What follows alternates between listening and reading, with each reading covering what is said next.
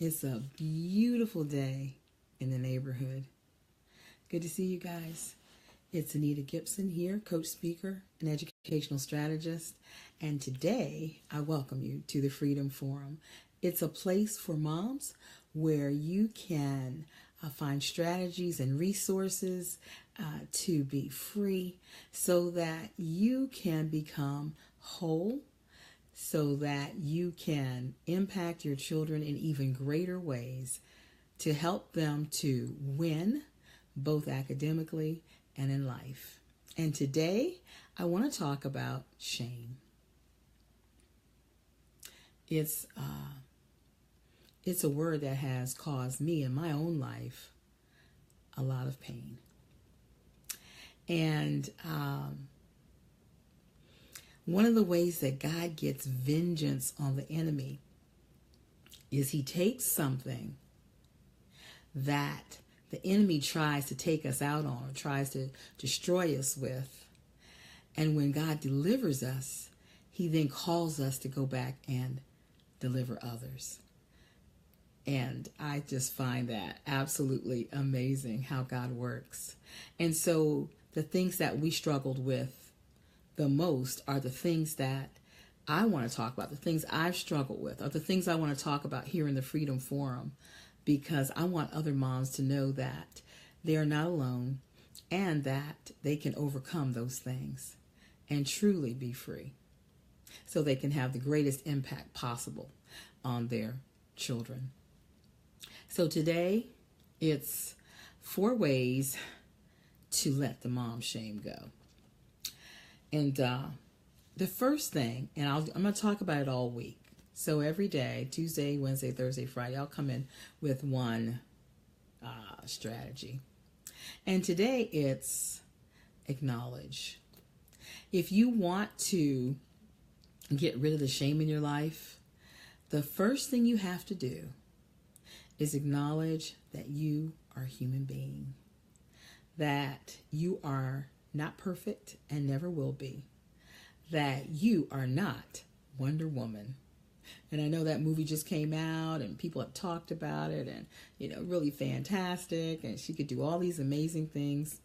Unfortunately, that's not us. And it's okay. That's not what God intended for us to be. And so when you think about the stuff you struggle with, when you think about the things that cause shame as a mom, can you think of anything? Does anything come to mind? Because there are 2 kind of responses that can happen. One is people can think of so many things and it just drops them into the depths. And then the other response is people can't think of anything really, because their life is pretty orderly, they're organized, they don't get angry, they don't get upset, and so they have to think about that more. So there's always these 2 responses to that question. But the bottom line is that we're all coming up short in some way, and we respond to that in different ways. And sometimes shame is what the response is. So do you remember when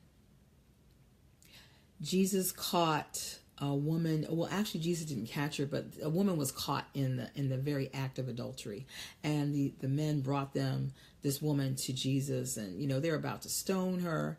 And basically, Jesus said, whoever doesn't have sin, cast the first stone.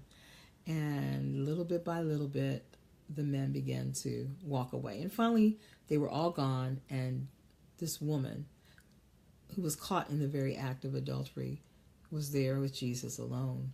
And he said something like, well, where are the people that accused you? And she's like, they're gone. And he said, well, neither do I accuse you. He said, go and sin no more.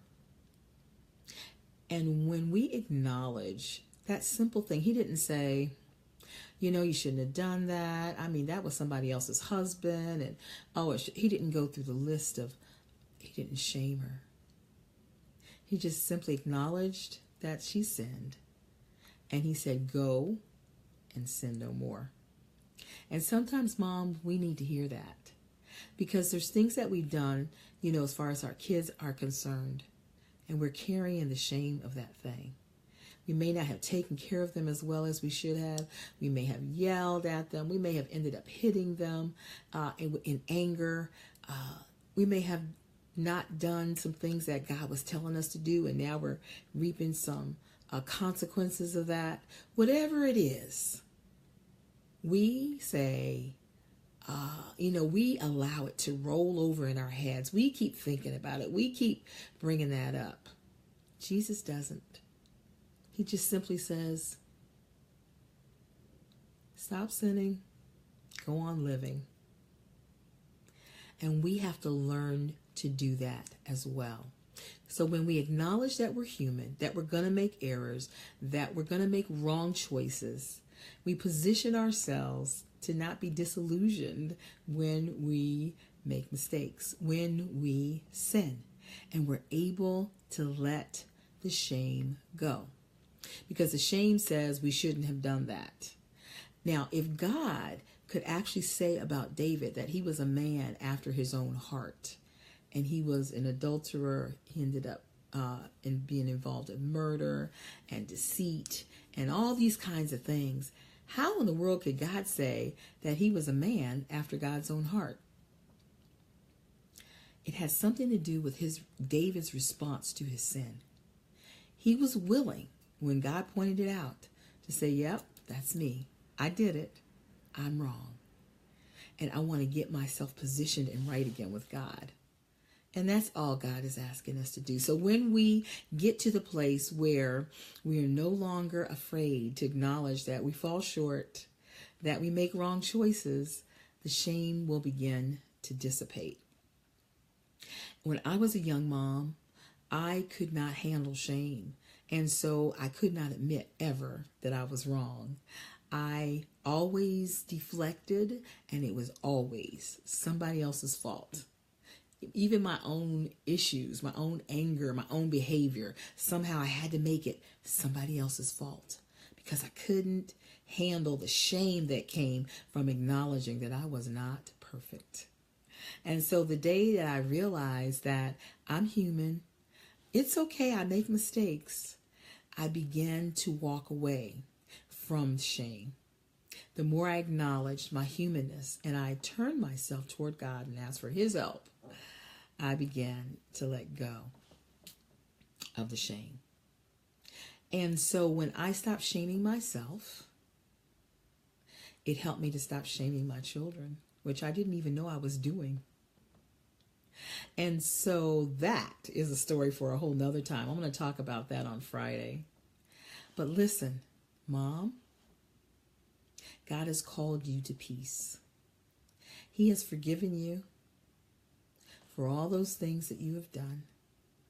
It's time to forgive yourself and let the shame go. God can take the wrong stuff and he can make it right. He can, there's a saying in the Old Testament, he can restore the years that the locusts have eaten. He can turn stuff around in a way that you could never imagine. He can handle our stuff. Good morning. Good to see you. He can handle our stuff. He can handle the stuff when we do things wrong. He is a God that is more than enough. And he has so much grace and mercy for us. He wants us to receive that grace and mercy so we can put down the shame. And we put down the shame when we acknowledge that we're humans and we make mistakes. That even sometimes some of the situations we're in life right now have to do with consequences from those choices. But God is still with us. Even in the midst of that, he walks with us and he helps us to get through it. And he has forgotten about it. We're still rehearsing it in our head and wishing we hadn't done it. And we're going over and over and over and beating ourselves up. And God is saying, come on, let's go. Let's move to a new place. He said, live life, sin no more. Let that thing go. Just don't do that anymore. And go ahead and move on. I got you. I know how to fix this up just the way that it needs to be. So one way to let go of the shame is to acknowledge that you're human, that you make mistakes, but that God is big enough. Good morning, Angela. Good morning, Shiva. God is big enough. He can handle your stuff, whatever it is, and he can restore. He can restore relationships. He can restore finances. He can restore anything that needs to be restored as we acknowledge that, oh gosh, I'm human. Hey, I'm human. I blew it. Boy, that was so hard for me to be able to say I'm wrong, to be able to say I'm wrong to my kids, to apologize without any, qualifiers. If you hadn't done, no, none of that. Just, man, mommy was wrong. Please forgive me. Oh my gosh, you don't understand the power of that.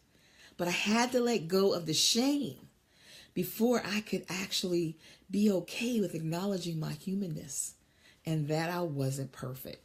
And so today I want to encourage you. Acknowledge your humanness. Awesome, Angela. You're learning to do this? Yes, and it does get easier. But sometimes because of our past, we've been protecting ourselves. And so we don't want anybody to say anything negative, and we don't want to acknowledge anything negative. But the truth is, the power in our parenting is about being able to say, man, mommy was wrong. We're going to do this different. Please forgive me. There is such power in that. So I'm really proud of you, Angela, because there's a lot of people, they just can't go there. But this is a part of becoming whole. This is a part of becoming free. And that's what the Freedom Forum is all about. So today, let's walk in that thing, ladies.